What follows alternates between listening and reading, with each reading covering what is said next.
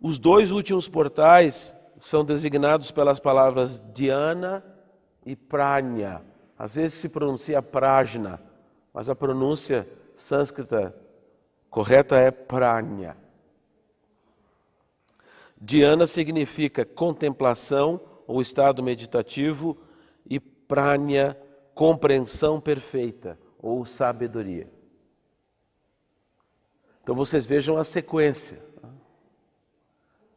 As primeiras paramitas dizem respeito ao estabelecimento de uma vida ética, responsável, inofensiva. Depois, uma vida espiritualizada pelo discernimento entre o real e o irreal e o desapego, e também energizada por uma energia espiritual. E então, e somente então, é que a verdadeira meditação pode acontecer. Uma das melhores definições de meditação que eu encontrei ao longo dos anos é a seguinte: meditar significa estar presente onde se está. Nós podemos estar fisicamente presentes, mas a mente está pensando, né, na loteria, ou a gente está pensando num outro episódio que aconteceu no dia, ou numa tarefa que vai acontecer amanhã. É muito difícil para a mente estar presente no momento presente. Ou seja, é difícil da mente realmente escutar aos acontecimentos que estão ocorrendo diante dela. Na tradição do Mullah Nasruddin, isso tem várias histórias que narram.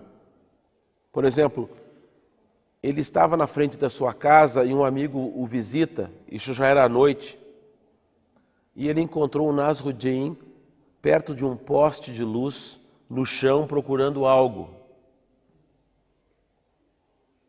E o amigo dele disse: "O que aconteceu, Mullah?" O Nasruddin disse: "Eu perdi as minhas chaves." Aí o amigo disse: "Bom, então eu vou te ajudar a procurá-las." E eles procuraram, passou meia hora, o amigo perguntou: "Tu tens certeza que tu as perdeste aqui, neste lugar?" Ele disse: Não, eu perdi lá, mas aqui tem mais luz."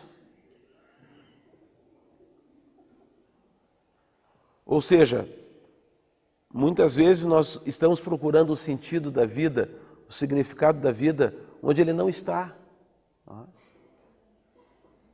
O Sr. Sri Ram também afirma que quando nós usamos a palavra virtude, comumente ocorre-nos uma fórmula, um princípio ou preceito ao qual precisamos adaptar-nos. Ao procedermos dessa maneira, ele diz, sempre há uma lacuna entre aquela forma que é o ideal e a realidade, e isto passa a ser uma causa de conflito para a pessoa. Existem depoimentos históricos de historiadores da Idade Média que afirmam que monges em mosteiros europeus, durante o inverno, de forma a tentar controlar o seu instinto sexual, eles rolavam na neve.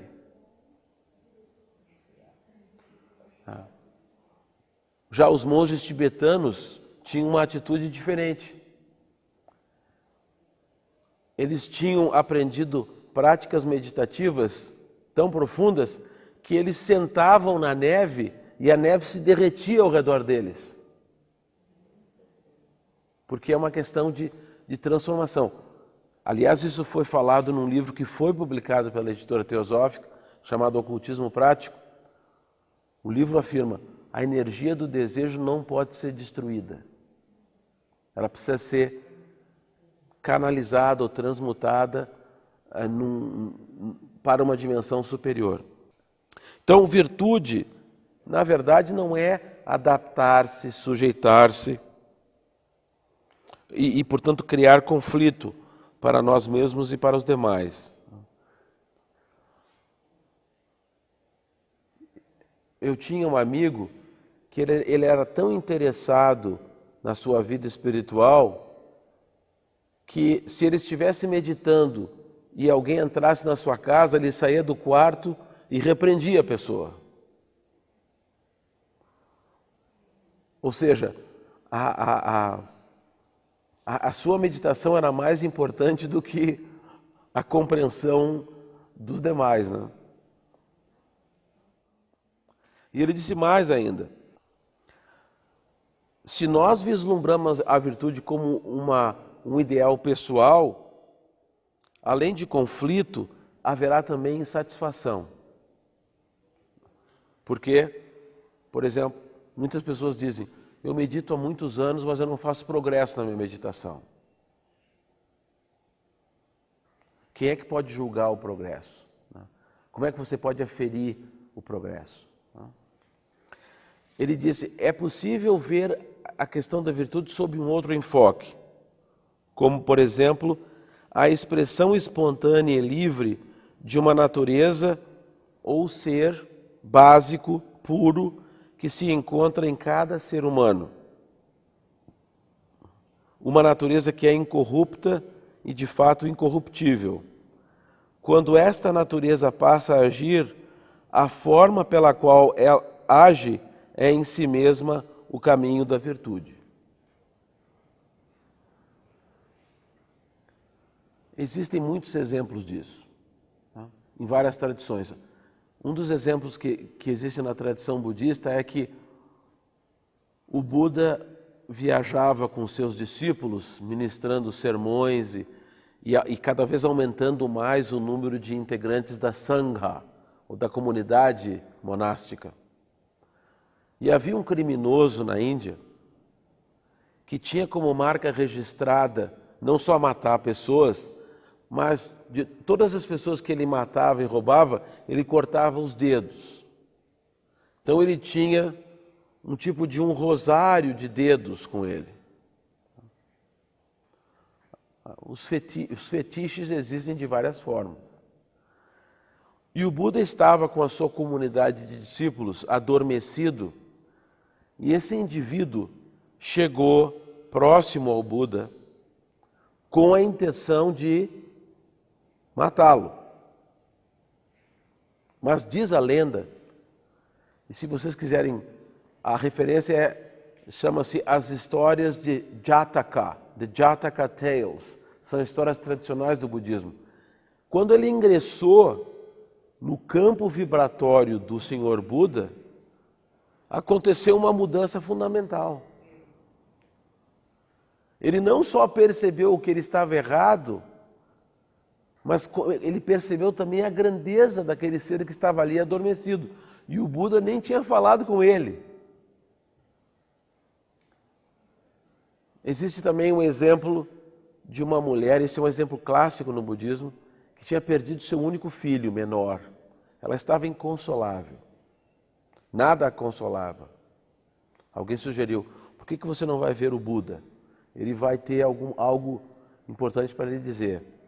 Ela foi e ela simplesmente derramou o pesar do seu coração, o seu sofrimento, a sua tristeza inconsolável por perder o filho. Aí, diz a tradição que o Buda escutou a ela sem dizer uma única palavra. E só quando ela terminou de exaurir-se emocionalmente diante dele, que ele disse: vai e me traz um grão de semente de mostarda de uma casa onde ninguém tenha morrido. Então ela foi na primeira casa, perguntou: alguém morreu aqui? Aí disseram para ela: nós perdemos o nosso pai. Na outra casa, perdemos a nossa mãe, tia, irmã, irmão. E à medida que ela foi peregrinando de casa em casa, ela se deu conta que a morte é parte integrante da vida. E ela se tornou, então, uma grande discípula do Senhor Buda chamada Kisagota.